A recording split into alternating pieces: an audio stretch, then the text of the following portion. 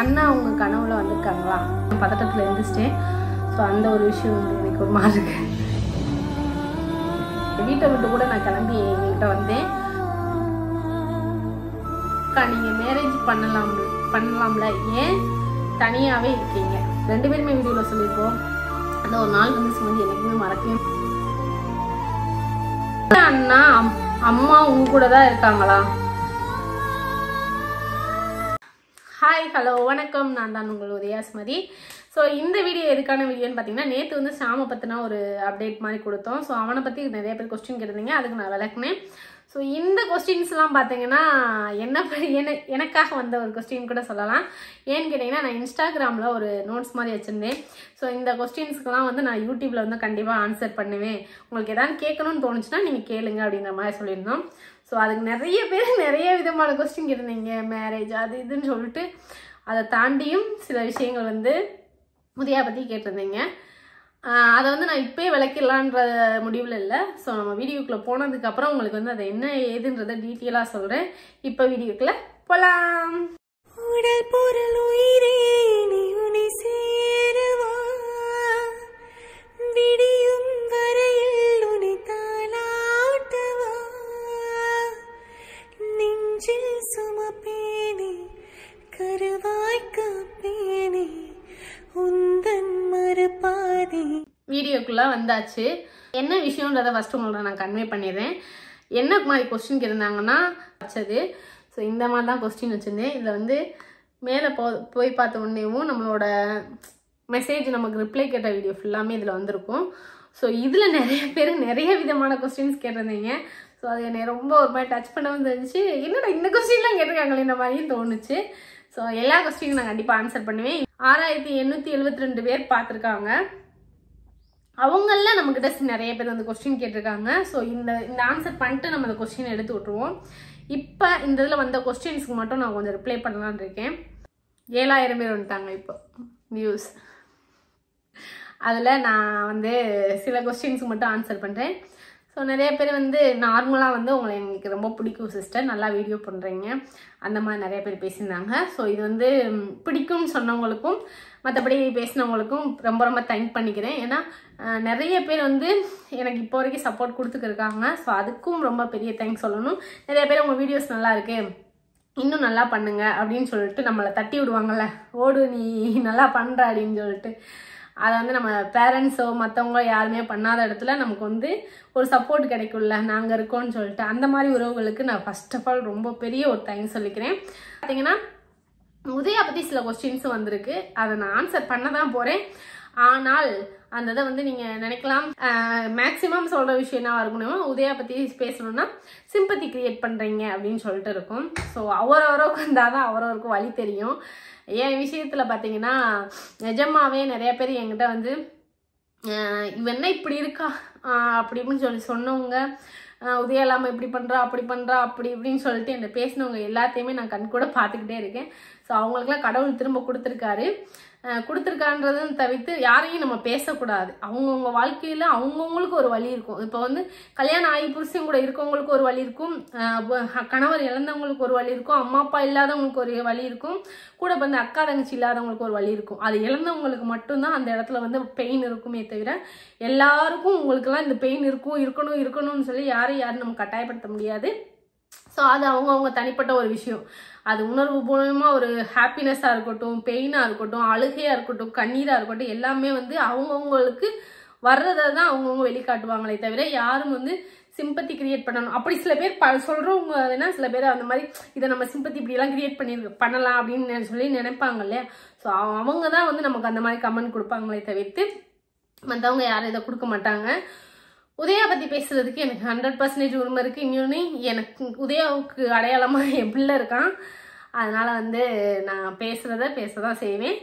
So அதுக்கு யாரையாவது கஷ்டப்பட்டுனா sorry. First question என்னென்னா, எனக்கு ரொம்ப பிடிச்ச கொஸ்டின் இது.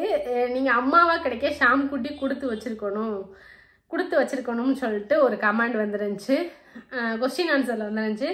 ஸோ நிஜமாக அதை நானே ஃபீல் பண்ணியிருக்கேன். ஏன்னா நமக்கெல்லாம் இப்படி ஒரு அம்மா அப்பா இருந்திருந்தாங்கன்னா நம்ம இன்னும் நல்லா இருந்திருப்போம் மீன்ஸ் நம்மளை நல்லா படிக்க வச்சிருப்பாங்க. நம்ம சில இடங்கள்ல தயக்கமா இருந்திருக்க மாட்டோம், தைரியமா போய் பேசுவோம், எல்லா இடத்துக்கும் நம்ம போக தெரிஞ்சிருக்கும் எல்லாமே.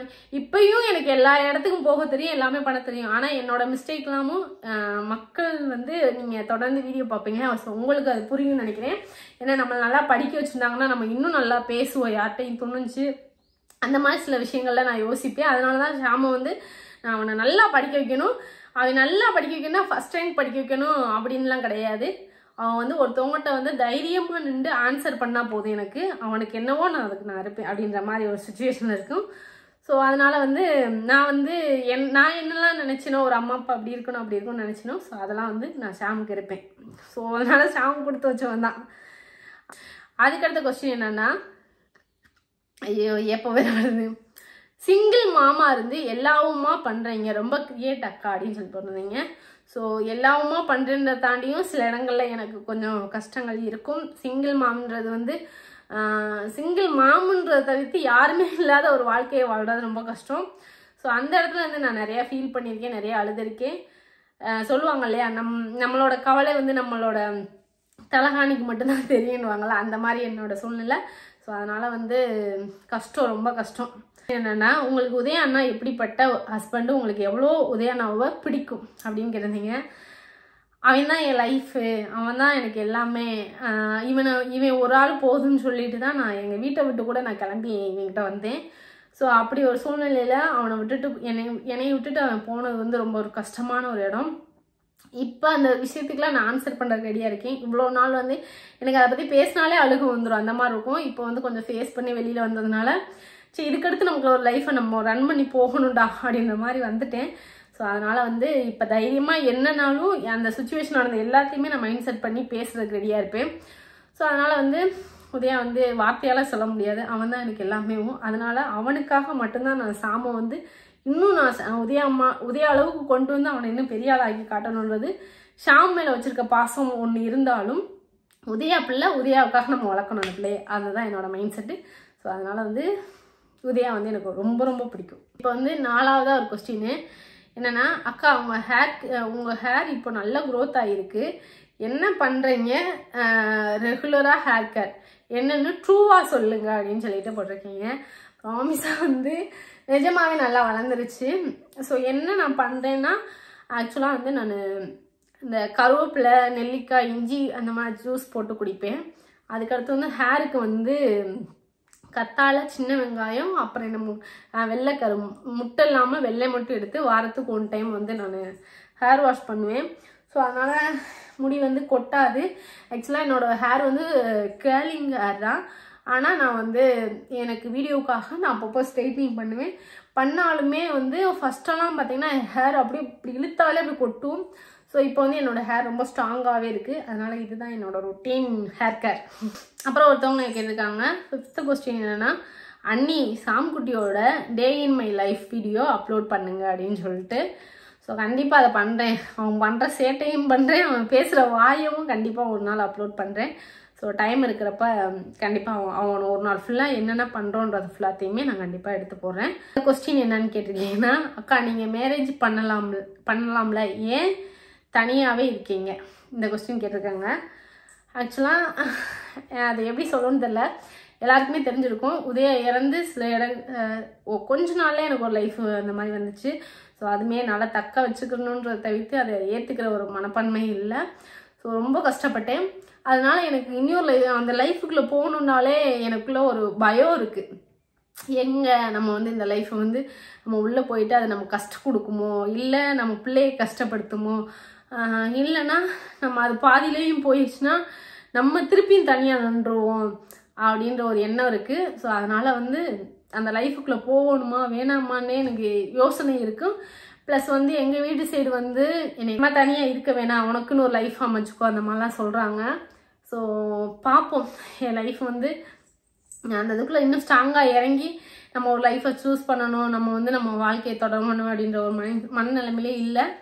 ஸோ போகிற வரைக்கும் போகட்டுன்ற மாதிரி சுச்சுவேஷன் வந்துருச்சு. ஸோ பார்த்துக்கலாம். மற்றவங்க சொல்லியிருக்காங்க, அக்கா ரொம்ப அழகாக இருக்கீங்க, நீங்கள் சாம்குட்டி உங்களை கேர் பண்ணுறதும் நல்லா இருக்குது, லவ் யூ அக்கா, லவ் யூ டூ செல்லம். ஸோ ஸோ இந்த மாதிரி நிறைய பேர் வந்து லவ் யூக்கா, லவ் யூ டூ அந்த மாதிரிலாம் நிறைய பேர் சொல்லிக்கிட்டே இருக்கீங்க. ஸோ எல்லாருக்கும் பெரிய பெரிய பெரிய ஒரு தேங்க்ஸ். ப்ளஸ் இந்த விஷயம் வந்து நிறைய பேர் என்கிட்ட பேசியிருக்காங்க. நிறைய பேர் வந்து நான் நினைப்பேன், சார் நம்ம மட்டும்தான் இவ்வளோ கஷ்டப்படுறோம். நானும் கஷ்டப்படுறேன், இல்லைன்னு சொல்லலை. ஆனால் என்ன மாதிரி சில பேர் வந்து என்கிட்ட நிறைய பேசியிருக்காங்க, என் ஹஸ்பண்ட் இப்போ தான் இறந்துட்டாங்க, இப்போ தான் அப்படின்னு சொல்லிட்டு நிறைய பேர் பேசுறீங்க. ஆக்சுவலாக அந்த விஷயத்தில் இப்போ ஒருத்தவங்க வந்து கமெண்ட் பண்ணியிருக்காங்க, அக்கா உங்களை மாதிரி தான் என் ஹஸ்பண்டு ஆக்சிடெண்ட்டில் இறந்துட்டாங்க அக்கா, நான் வந்து உங்களை பார்த்து தான் அக்கா எனக்கா அப்படின்னு மட்டும் போட்டிருக்காங்க. ஸோ இந்த மாதிரி நிறைய பேர் சொல்லியிருக்காங்க, அக்கா உங்களை பார்த்து தான் நான் இந்த விஷயத்துலேருந்து வெளியில் வந்தேன் அப்படின்னு சொல்லிட்டு.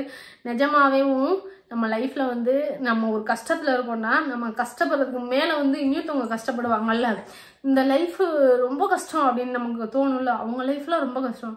அப்படி பார்க்குறப்ப நம்ம லைஃபு ஓகே பரவாயில்ல, அவங்க லைஃபு அவ்வளோ கஷ்டப்படுறாங்க, நமக்குலாம் என்னடா கஷ்டம் அப்படின்னு நினச்சிட்டோம்னாலே நம்மளோட கஷ்டம் பெருசாக தெரியாது.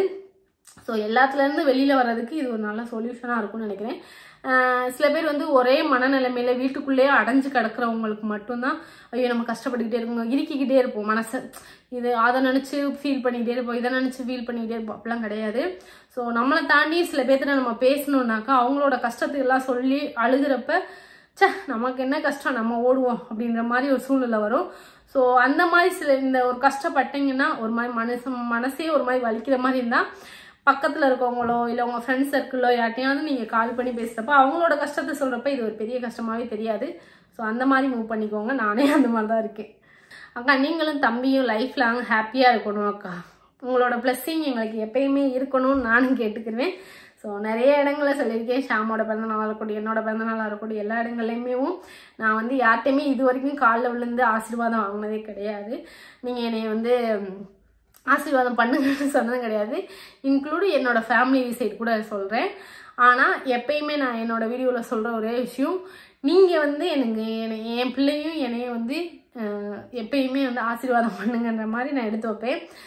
எங்களுக்காக நீங்கள் வேண்டிக்கோங்க அப்படின்னு சொல்லுவேன். ஸோ அந்த ஒரு விஷயம் வந்து உங்கள்கிட்ட நான் கேட்டுக்கிறேன். உதய அண்ணா அம்மா உங்கள் கூட தான் இருக்காங்களா அப்படின்னு சொல்லி கேட்டிருக்காங்க. ஸோ அவங்க வந்து எங்கள் கூட இல்லை. எங்கள் கூட இல்லை மீன்ஸ் எங்களுக்கு பக்கத்தில் தான் இருக்காங்க. இப்போ கூட ஷாம் அங்கே தான் இருக்கான். அதனால் அப்பப்போ விட்டுக்கிடுவோம், தூக்கிக்கிடுவோம், சாப்பாடு இதுக்கு எதாவது செஞ்சு கொடுத்து விடுவாங்க. அந்த மாதிரி ஏதாவது பண்ணிக்கலாம். ஸோ அதனால் அவங்க வந்து தள்ளி இருந்தாலும் ஏதாவது ஒன்றுனா நம்ம கூப்பிட்டோன்னா வந்துடுவாங்க. ஸோ அதனால் வந்து பிரச்சனை இல்லை. சாம்குட்டி எப்படி இருக்காங்க, உதய அண்ணா இல்லைன்னா ஃபீல் பண்ணுறாங்களா அப்படின்னு கேட்டிருக்காங்க. ஸோ ஒரு தேங்க்ஸ் சொல்லணும், ஏன்னா அவங்க இவங்கன்னு பேசியிருக்கீங்கல்ல. ஸோ நானே ஷாம்கிட்ட வந்து வாங்க போங்கன்னு சொல்லிட்டு சில இடங்களில் பேசுவேன். அவங்ககிட்டேவும் சத்தியமாக எனக்கு தெரியல. ஏன்னு கேட்டிங்கன்னா அவன் ஃபீல் பண்ண ஒரு இடத்துல வந்து அம்மா நீ சொல்லுமா அம்மா உதயப்பா நம்மளை தூக்கிட்டு போவானாம்மா, அம்மா நம்ம என்னை இப்படி கொஞ்சம் அப்படி கொஞ்சம் வாங்கலாமா அப்படின்னு சொல்லிட்டு சில இடங்களில் கேட்பான். அப்போ அம்மா உனக்கு கொஞ்சம் இல்லை, நீ பாடல இருக்கணும், உனக்கு எது வேணாலும் நீ அம்மாட்ட தான் கேட்கணும் அப்படின்னு சொல்லிட்டு சில விஷயங்கள் அவனை பற்றின விஷயங்கள் டாப்பிக்கெல்லாம் நான் அவன்கிட்ட அவ்வளோவா பேச மாட்டேன். எங்கள் அத்தைங்களுமே இங்கே பாரு அப்பனை மாதிரியே பண்ணுற அப்படின்னு சொல்லுவாங்கள்ல. ஸோ அந்த விஷயத்துக்குமே நான் எங்கள் அத்தைக்கிட்ட சொன்னேன், நீங்கள் இதுக்கப்புறம் சொல்லாதீங்க, அவன் தேட ஆரம்பிச்சிருவான், அவங்க எங்கே இருக்காங்கன்னு நினைப்பேன் அப்படின்னு சொல்லிட்டு அவங்கக்கிட்ட சொல்லாதீங்கன்னு சொன்னதுலேருந்து அவங்களும் இப்போ சொல்கிறதில்ல. ஸோ அதனால் வந்து அவன்கிட்ட அந்த டாபிக் அதிகமாக பேச மாட்டோம். நாங்களே எங்களுக்குள்ளே வச்சு விளாண்டுக்கிட்டு ஜாலியாக அப்படி இருக்கிறதுனால அவனுக்கு அந்த மனநிலைமே இல்லை. உதயா அப்படி கொஞ்சம் அப்படி கொஞ்சம் அந்த மாதிரிலாம் இல்லை. ஸோ கொஞ்சம் பெரிய பையன் ஆனதுக்கப்புறம் அவன் யோசிப்பான் ஒரு இடத்துல. ஸோ அப்போ என்னை பற்றியும் புரிஞ்சுப்பான்றதை நான் நம்புகிறேன். ஒரு பிள்ளை கேட்டிருக்கு, அக்கா நீங்கள் எப்படி இவ்வளோ போல்ட் அண்ட் ஸ்ட்ராங்காக இருக்கீங்கன்னு சொல்லிட்டு. ஸோ ஸ்ட்ராங்காக நான் இருக்கீங்களான்னு கேட்டாக்க கண்டிப்பாக கிடையாதுன்னு தான் நான் சொல்லுவேன். ஏன்னா என்னோட நிறைய பேர் ஸ்ட்ராங்காக இருக்காங்க. நான் இவ்வளோ போல்டாக ஸ்ட்ராங்காக இருக்கிறதுக்கு ஒரே ரீசன் என்னென்னா ஷாம் தான். ஸோ எனக்கு நான் என்ன நினைப்பேன்னா நம்ம ஒரு விஷயம் பண்ணுறோன்னா நமக்கு வந்து சொல்கிறதுக்கு யாரும் கிடையாது. ஆனாலும் சொல்கிறதுக்கு யாரும் கிடையாதுன்னா நமக்காக வந்து பேசுகிறதுக்கு யாரும் கிடையாது. ஆனால் ஷாம் அந்த இடத்துல வந்து நமக்கு யாரும் பேச இல்லை, நம்ம இந்த இடத்துல தனியாக நிற்கிறோன்னு சொல்லி அவன் நினைக்கக்கூடாது. எனக்கு என் உசுருக்கே ஒரு ஆபத்து வந்தாலும் நான் அவனுக்காக நிற்பேன். அது என்ன விஷயமா இருந்தாலும் நான் பின்னாடி நான் நிற்கணுன்றதுனால நான் வந்து நான் ஸ்ட்ராங் ஆகிக்கிட்டேன். இதுதானேன்ற மாதிரி போயிடும். என் பிள்ளைக்கு ஒன்றுன்றப்ப மட்டும்தான் எனக்கு துடிக்கும். ஸோ அதனால் வந்து மற்ற விஷயங்கள் எனக்கு பெருசாக தெரியாது. ஷாமுக்கு ஒன்றுனா மட்டும்தான் எனக்கு பெருசாக தெரியும். அதனால் நான் அந்த விஷயத்தினால நான் ஸ்ட்ராங்காக இருக்கேன்னு கூட சொல்லலாம். என் யூடியூப் சேலரி எவ்வளோன்னு கேட்டிருக்கீங்க. ஸோ ஆக்சுவலாக பார்த்தீங்கன்னா போன மாதமே எனக்கு வந்து 34,000 ரூபாயோ இவ்வளோ வந்துச்சு. ஆக்சுவலாக இவ்வளோ இந்த அமௌண்ட்டுக்குள்ளே தான் வரும். ஸோ அதனால் வந்து அதை வச்சு நான் கொஞ்சம் ஃபேமிலியை ரன் பண்ணிக்கிறேன் மீன்ஸ் ஷாமுக்கும் எனக்கும் தானே, நாங்கள் எங்களுக்கு எப்படியோ ஓடிடும். ஸோ போன அமௌண்ட் வந்து எனக்கு 34,000 வந்துச்சு. சுமதி அக்கா உங்கள் மாமியாரை நீங்கள் கூட வச்சுக்கோங்க அப்படின்னு சொல்லியிருக்கீங்க. ஸோ இந்த விஷயம் வந்து நிறைய பேர் சொல்கிறீங்க. ஆக்சுவலாக வந்து அவங்க கூட இல்லாமன்ற இங்கே இல்லை, மற்றபடி வந்து ஷாமை பார்த்துக்கிறது வச்சுக்கிறது எல்லாமே அவங்க பார்த்துக்கிறாங்க. நம்ம வந்து ஒன்று நடக்கும்ல, உங்களோட தலையெழுத்து இதுதான்ற மாதிரி. ஸோ அந்த இடத்துல பார்த்தீங்கன்னா சுமதி வந்து இப்படி தான் வாழணுன்றது கடவுள் எழுதியிருப்பாரு போல்.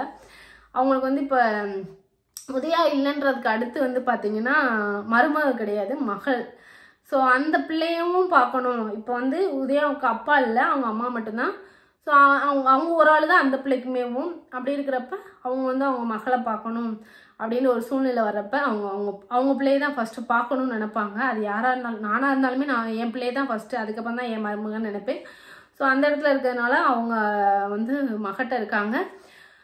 நான் வந்து நானும் ஷாமும் இருக்கும். ப்ளஸ் வந்து எதுனாலும் பக்கத்தில் தான் இருக்காங்க, வந்துட்டு போய்க்கிறாங்க, அதனால் பிரச்சனை இல்லை. ஸோ அதை நானும் பெருசாக எடுத்துக்கல. நீங்களும் உங்கள் மகனும் எப்பொழுதும் மகிழ்ச்சியாக இருக்க வேண்டும். உங்களுக்கு நாங்கள் எப்பொழுதும் துணையாக இருப்போம் அக்கா அப்படின்னு சொல்லி போட்டிருக்காங்க. ஸோ ரொம்ப தேங்க்ஸ்.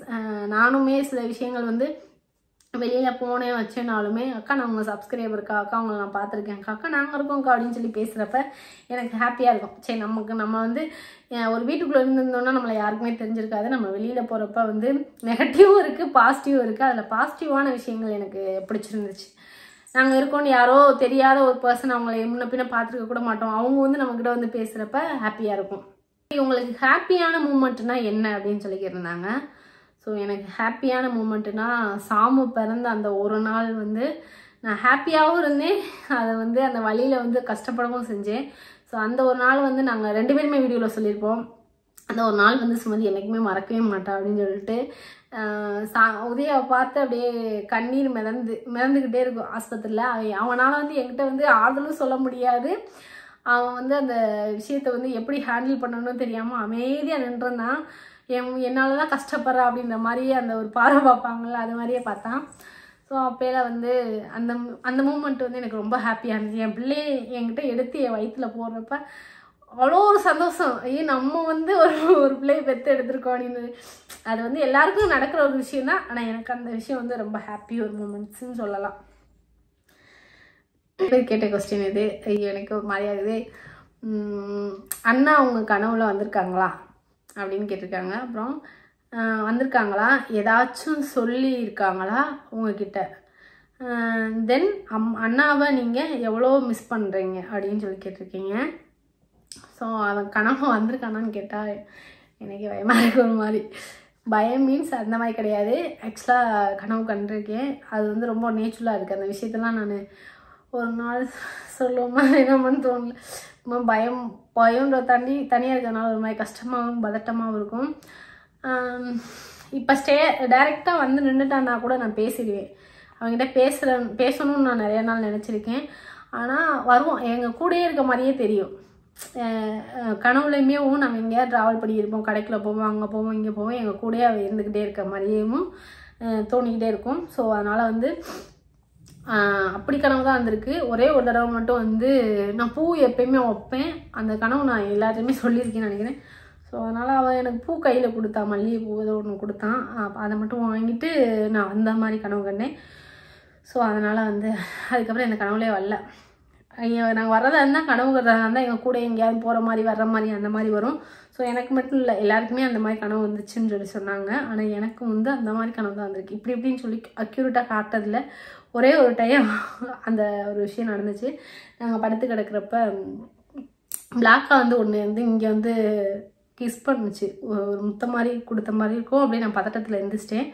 ஸோ அந்த ஒரு விஷயம் வந்து எனக்கு ஒரு மாதிரி இருக்கு, சொல்லலை. ஸோ இந்த ஒரு விஷயம் மட்டும் நடந்திருக்கு. அதுக்கடுத்து கேட்டிருக்க ஒரு விஷயம் என்னென்னா, உங்கள் பிளான் என்ன அக்கா உங்கள் லைஃப்பை பற்றி அப்படின்னு சொல்லி கேட்டிருக்கீங்க. அதான் சொல்கிறேன்ல. ஸோ என் லைஃப்பை வந்து போகிற வரைக்கும் போகட்டும்ன்ற மாதிரி தான் இருக்கேன். ஸோ என் லைஃப்பில் வந்து நான் அதுக்கடுத்து மூவ் பண்ணுவேன். நான் இது நம்ம லைஃப்பை இப்படி கொண்டு போவோமா, நம்ம லைஃப்பை அப்படி கொண்டு போவோமா, எதுவுமே கிடையாது. ஸோ எனக்குள்ளே வந்து நிறையா பேர் வந்து இந்த மூவியை பற்றி கூட சொல்லியிருந்தீங்க, நீங்கள் வந்து ஆக்டர் ஆகுவீங்க. ஆக்டர் கார்டெல்லாம் வாங்கிட்டோம். ஆக்சுவலாக இந்த மூவிக்கு வந்து நம்ம ஹீரோயின் ரோல் பண்ணுறதுனால அந்த ஹீரோயின் கார்டு முதல் கொண்டு வாங்கியாச்சு. ஸோ இருந்தாலும் நான் வந்து எனக்கு பெருசாக ஆக்டர் ஆகணுன்ற ஆசை கிடையாது. பெருசாக நம்ம மேரேஜ் பண்ணி இப்படி லைஃப்பை வாழணுன்ற ஆசையும் கிடையாது. போகிற போக்கில் லைஃப்பை கொண்டு போவோம். ஏன்னா இன்றைக்கி நம்ம ஒன்று நினைப்போம், நாளைக்கு ஒன்று நடக்கும். அது என் லைஃப்பில் நிறைய நடந்திருக்கு. ஸோ அதனால் வந்து எதையுமே வந்து நான் கான்ஃபிடண்ட்டாக வச்சுக்கிட்டது கிடையாது, வச்சுக்கிற போகிறது கிடையாது. போகிற போக்கில் போகட்டுன்ற மாதிரி இருக்கேன். ஸோ வேணாம், இதோட இந்த வீடியோ முடிச்சுக்குவோம்.